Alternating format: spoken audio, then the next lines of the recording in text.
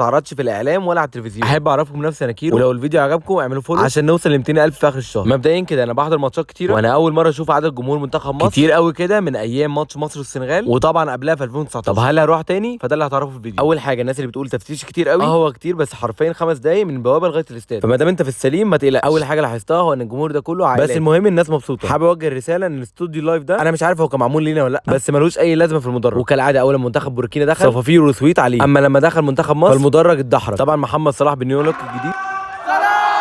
نبتدي بقى في المهم. طبعا التشكيله دي بالادميه عشان لو بالاصح اوفا هيكون مكان الشناوي. اتخضينا طبعا من اول جون في اول 3 دقايق، قلنا مين المنتخب العظيم ده؟ منتخب مصر يسكت؟ لا، يدي التاني على طول وراه. طبعا قلنا الماتش ده ممتع والجمهور ده هيشجع طول الماتش وهنكسب 6-1 او 4-2، بس حصل العكس حرفيا. الماتش اتقلب، الجمهور صامت، كل قاعد مكانه واللي بياكل ياكل. وانا حابب اقول لكم المشكله هي ايه، ان مفيش كابو او ليدر.